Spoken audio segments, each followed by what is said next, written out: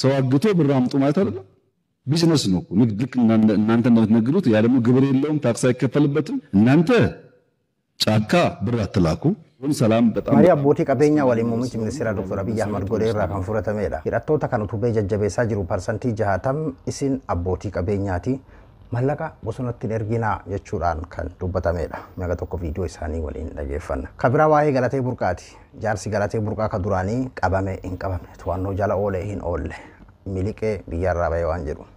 Mee maaltu taame? Kabira aandu alam hidhaa bahuu fi akkasuma abbaan qaranii ammoo du'a lammataati jechuudhaan kan isaan dubbatan jechuudhaan Abduu Moobaala Birraahi bagara deebiidhaan gara chaanaala kiyyaa dhuftan isin jira. Artisti aandu alam gosaa hidhaadhaa bahu artisti aandu alam gosaa eega haati mana isa qaadimaan isaa du'a tasaatiin duutee booda shakkamuudhaan kan to'annaa jala oolee isa ture jechuudha.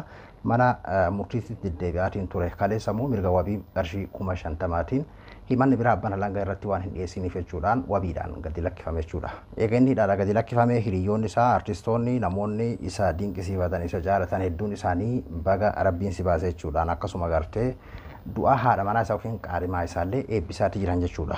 Artistoota hiriyoota isaa keessaa artistii Ittiiqaa Tafarii akkas jechuudhaan Aandu Alamiif ergaa dabarse sooshaal miidiyaa irratti. Gadda tokko tokko jabaadhu namaan jechuufillee jajjabina nama gaafata. Iddoo namuu namaaf hin argine dhukkubsachuun dhibee namatti hammeessa. Obboleessa kiyya Aandu Alam gosa jajjabina siif haa kennu lubbuu qannoo boqonnaa haa argattu jechuudhaan bifa kanaan barreessa jechuudha. Haala gartee akkaataa amma Aandu Alamiin mudateetii fi akkasuma gartee akkaataa itti kaa qaraniin ittiin godaante kanatti jechuudha. Gaafa qaraniin du'aan boqattu maatii isii dabalatee akkasuma hiriyoonni isii namoonni hedduun sooshaal miidiyaa kanarratti jechuudha qaraniin ufiin darbine yookiin ammoo gartee ufiin hin duune harka namaatiin kanaafuu gartee itti gaafatamuu qaba namni gartee mana san keessa jiru jechuudhaan akkasiin irraa dubbachaati turan jechuudha.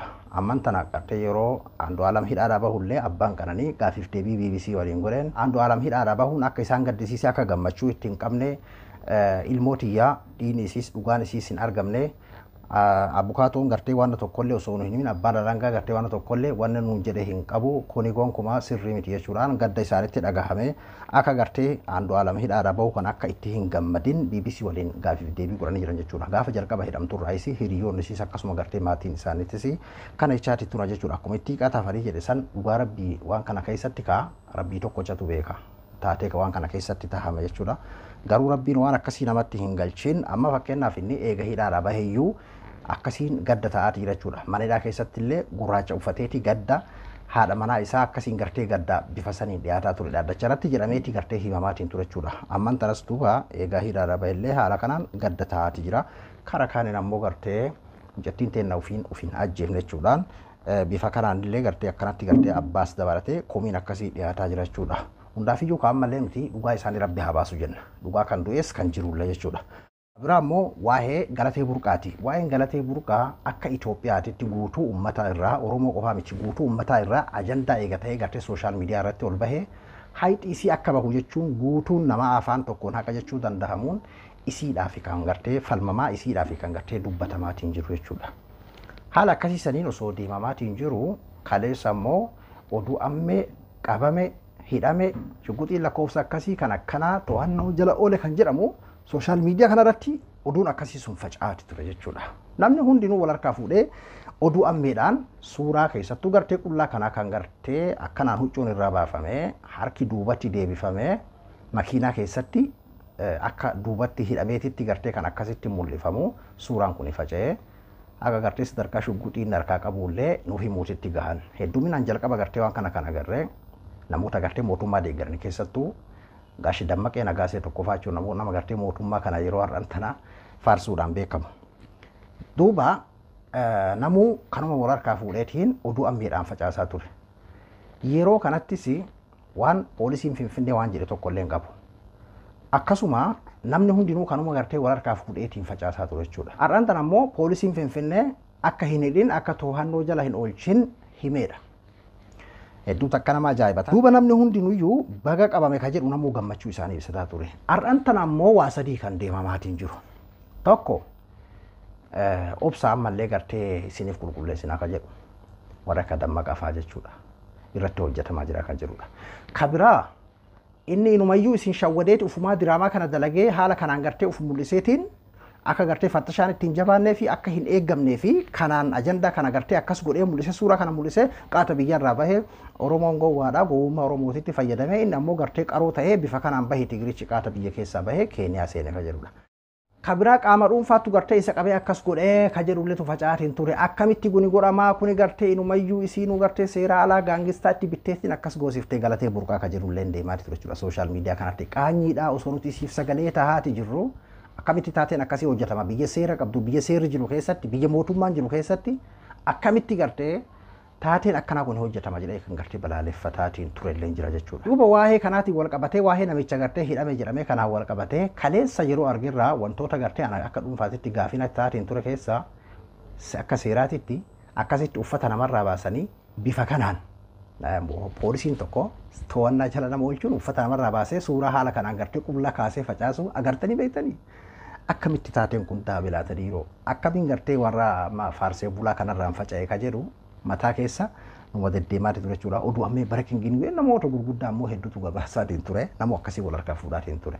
Kabiraa poolisiin Finfinnee yeroo namootuma taraa gartee TikTok irratti seera cabsitan jedhaniitiin to'atan namootuma xixiqqaa yeroo to'ataniyyuu fuula isaanii fuula Facebook isaanii irratti fuula social media isaanii irratti ibsa kennu jechuudha.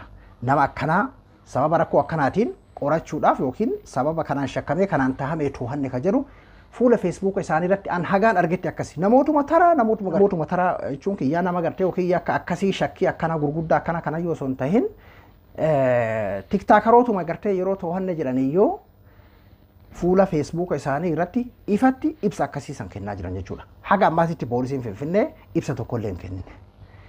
Waan akkanaa kanatu jira. Gara ajandaa faarsee bulaatitti jijjiiramee burjaajahee immoo diraama maaliitu dalagamaatiin jira. Haga ammaatitti maaltu taame wanni dhugaa poolisiin Finfinnee haga ammaatitti waan jedhe tokkollee hin qabu. Waan akka gaariitti sagalee argataa jiru waan sagalee taahamaafii jiru. Kara biraatiin ammoo gartee firri gartee namicha amma isiin nasaame jettu san haga ammaatitti beeke galatee burqaa qofaani ka dhageenye. Namoota gartee hiriyoota isaa firoota isaa obboleessa isaa jedhee kan haasa'u jira akkasuma gartee kan gaazexeessaan haasa'u tokko faan arge amma tokko maal jira amma dura isiin hin uggursiisa jechuun bakka bu'ummaa kaasaa jetteetiin bakka bu'ummaa kaastee eega isiin bakka bu'ummaa irraa kaaste illee qabeenyi isii duubatti gartee sochoosaati ture inni. Yeroo gartee akkas taamaa ture booda mana murtiitti gartee wal dhiheessanii yeroo ji'an namni isiin bakka bu'ummaa irraa kaafte nama birooti isaa miti isaa gara irra deebiidhaan gara amma haaraatti bakka bu'ummaa irraa kaafte. Shuf amma jechuun maal jechuudha mee amma sadarkuma kana gartee amma isiin yookiin ammoo jazbaa gartee yookiin nama waan tokko waan hagasii hin beekne immoo bakka bu'ummaa nama kudhanii kennite amma laas keessatti mee maaltu jedhamuu barbaade. Ammas tokko maal jira miileena kudhan kabaye miileena torba isitu baasee mallattoo isiitu baasee. Isiin feemasii akkasii taate akkamittiin inni gartee akkas godhuu danda'a atileetii taate sila dachitu garagalaa. Mee namni tokko bakka bu'ummaa waan dhaabbatee seera qabeessaan ebalu bakka bu'ummaa kiyyarraa kaasee adda wallaalee abbaa manaa isii san irraa kaasuu wallaalteetiin nama biraa irraa kaastee eegisiin san goote boodallee qabeenya isii inni sochoosaa turuun argame akkasitti haaratti irra deebi'ame kana faatu haasa'u gaazexeessota namoota gurguddaa beekika.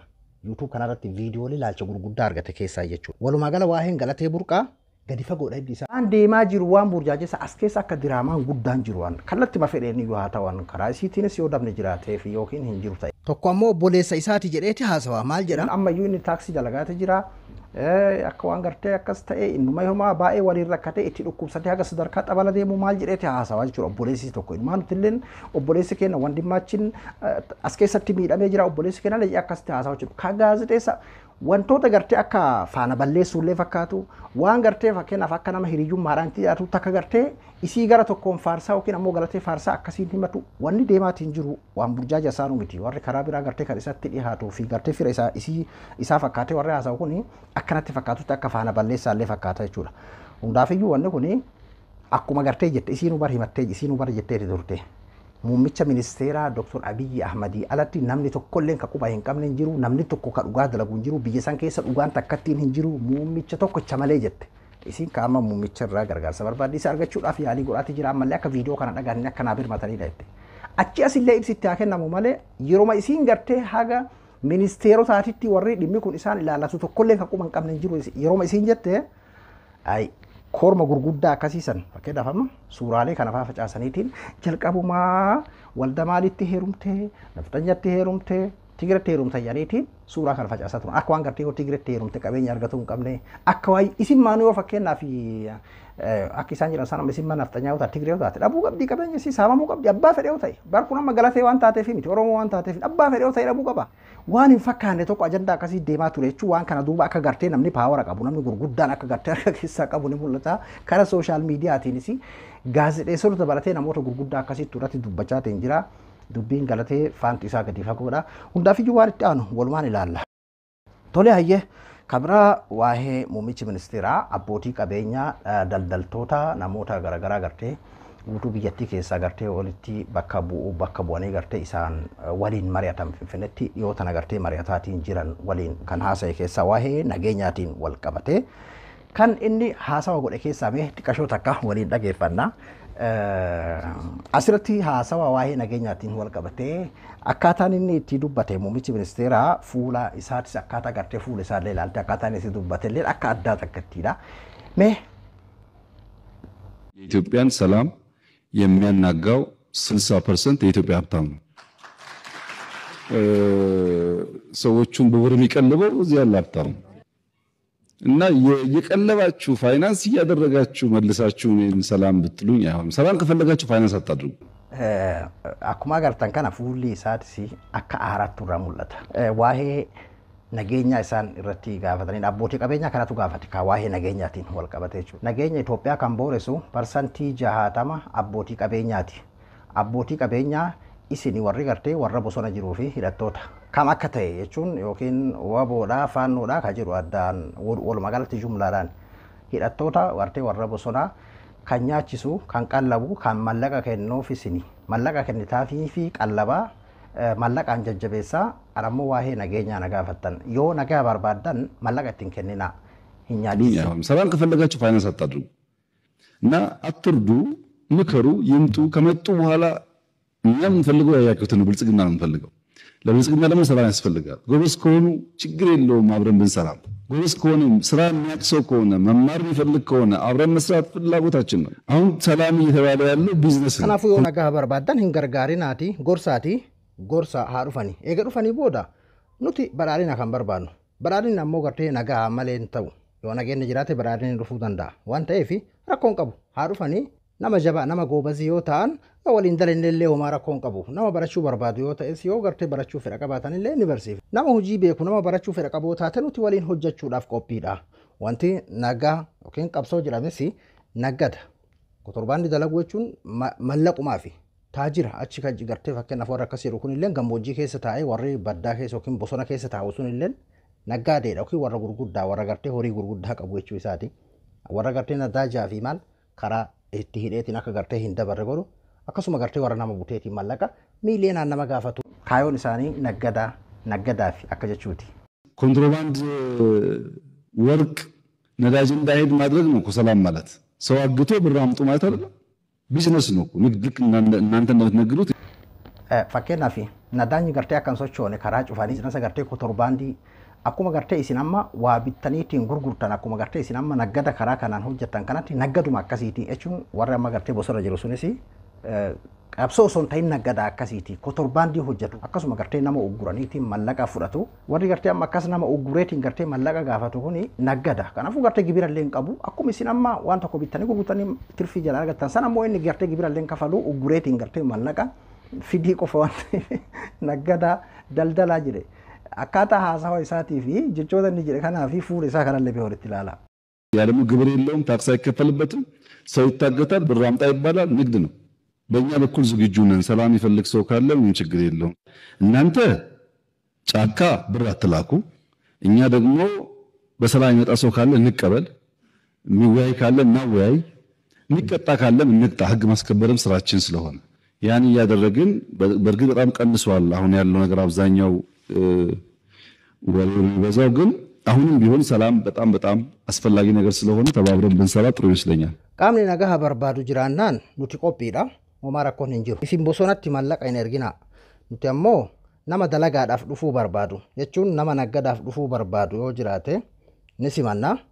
Akkasuma gartee kan adabamuu qabu yookiin kan adabbii fudhatuu qabu yoo jiraatellee ni adabna.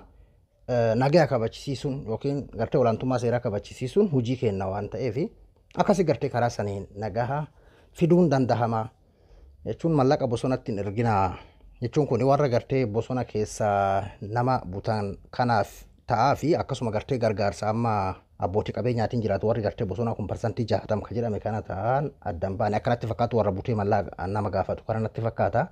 Karaa kanaan nageenyi dhuudhaan nageenyi ammoo jireenya kennaaf barbaachisaadha.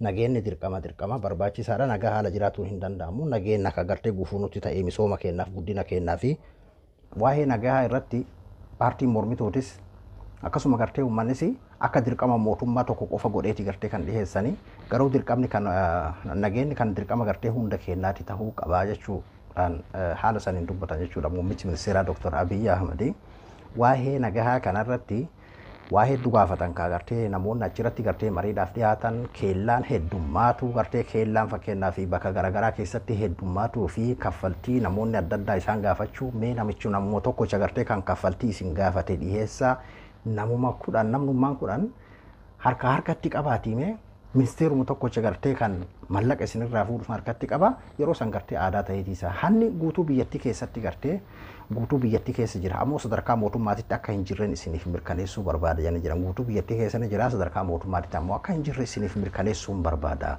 Kanaafuu gartee isini gartee warri hanna babal'isaatiin jiru kan ijoolleellee hanna barsiisaatiin jiru akka hojiin keessan isin jalan dhaabbanneef waa kennita waan ta'eef isini kan hanna babal'isaatiin jiru ni jiran eenyurratti xiyyeeffatame laata ka jiru parsantii 60 jechuun waan salphaa miti beekikaa warra nagaa boorisaa jiru yookiin hidhattoota parsantii 60 isin abbootii qabeenyaa isin gartee warra as jiru kan akkuma gartee maraataan magaalatti gabayaatti eeboo darbatee abbaa badeefuut badu tokko badee jedhe jansan waan akkasii sanatti fakkaata eenyurratti akka xiyyeeffatame gartee beekuu baanu jechuudha. Gaafii abbootiin qabeenyaa gaafatan hunda isaa bifa qineeti viidiyoo kana guutuu isaa yoo dhageeffattan fakkeenyaaf keellaa yoo ka'ee jiraachuu hin dandeessan bakka hundatti gartee fanjitu jira nageenya eeguudhaaf gartee kana kan godhame nuti gartee akka nagaa isaan akka achi keellaa eegan akka fattashaa godhaniif malee mallaqa akka gaafataniif miti akkasii saniin jechuudha kan inni haasawe muummichi ministeeraa Dr. Abiy Ahmed as keessa maaltu isinitti mul'ata. Gaafiyyuu mariin isaanii bal'aadha.